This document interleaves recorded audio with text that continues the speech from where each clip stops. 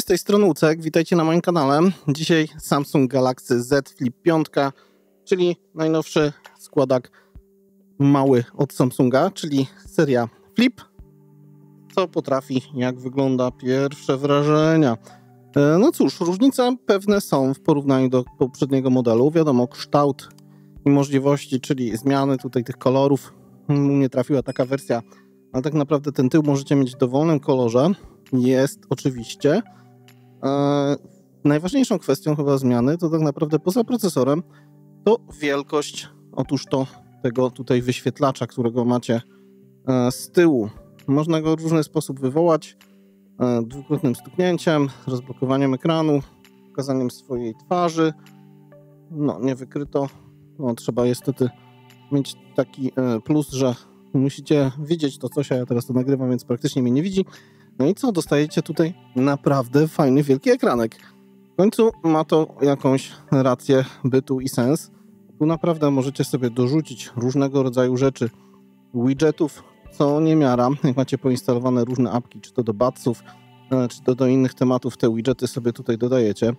Macie oczywiście powiadomienia, które coś mi się tutaj wyświetla. Szybki skrót do aparatu. No, ciekawie. Wielkość samego urządzenia myślę, że się tak naprawdę nie zmieniła.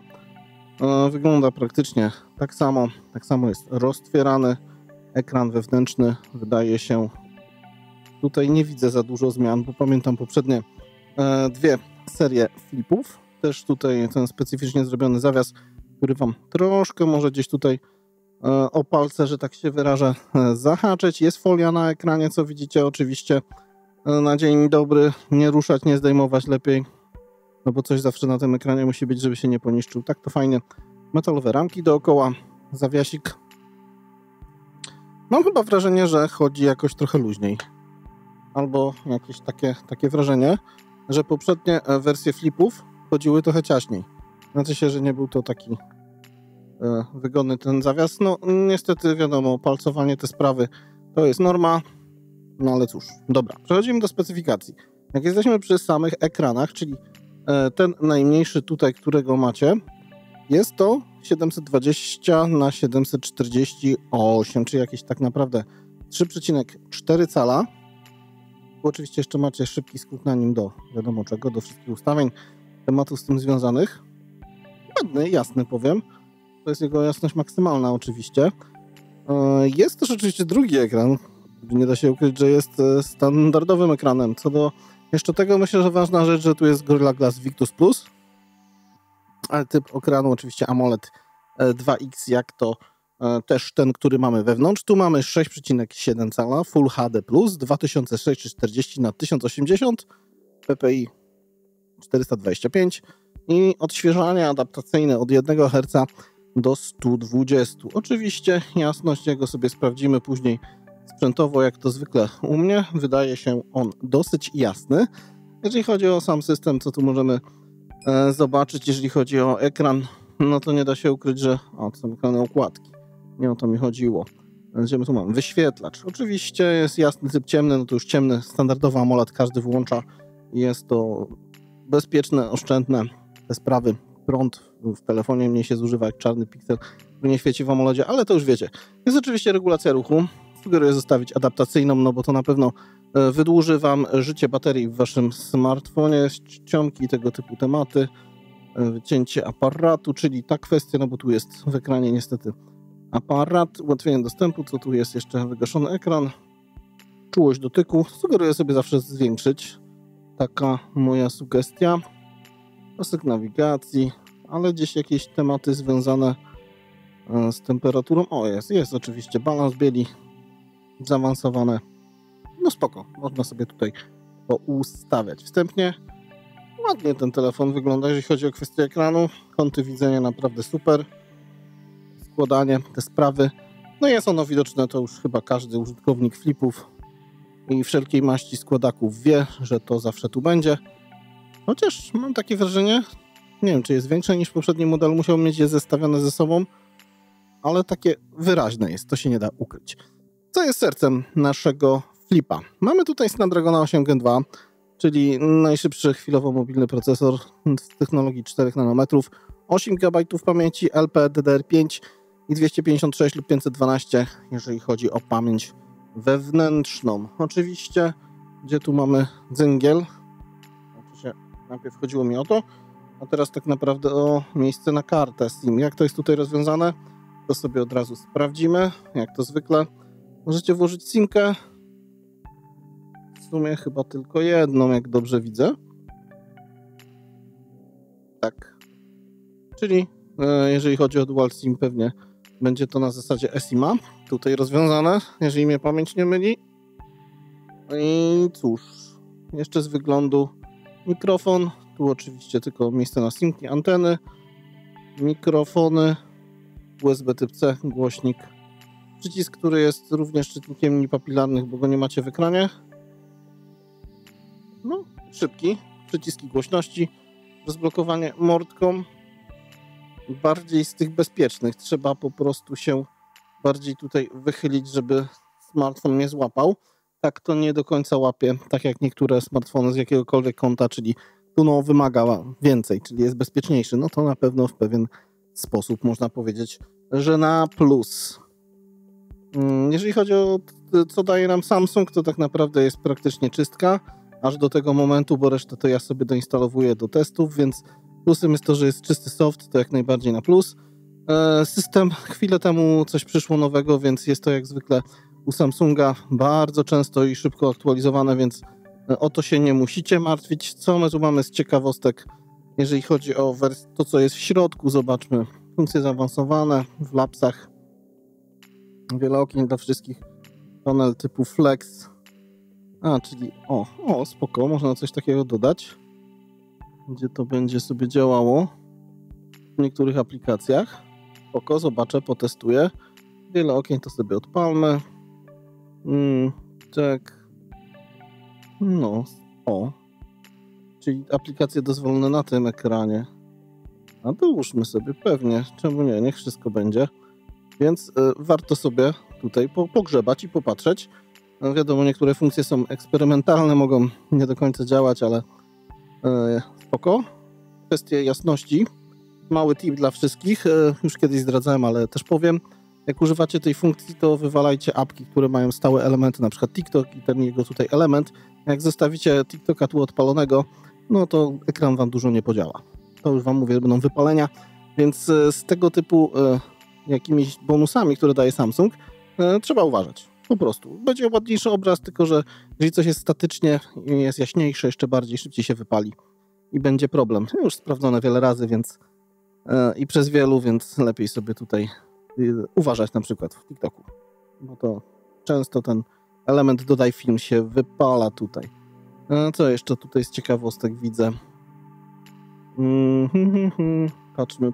Ekran okładki właśnie, czyli tak naprawdę to, co widzicie tutaj, czyli na tym ekranie można sobie fajne jakieś rzeczy tutaj porobić, pozmieniać. Rozumiem, że pewnie jest tego dużo. Weźmy sobie coś takiego. Zarządzaj, galeria kadr. Można coś tu sobie poustawiać, pododawać, do przeklikania. No ale spoko, wiadomo, fajnie, że można sobie troszeczkę coś tutaj po prostu skonfigurować pod siebie. No i co, jak to będzie teraz wyglądało? No, gitara. Rozblokujmy. Jest to. I to, co dodałem sobie przed chwilą.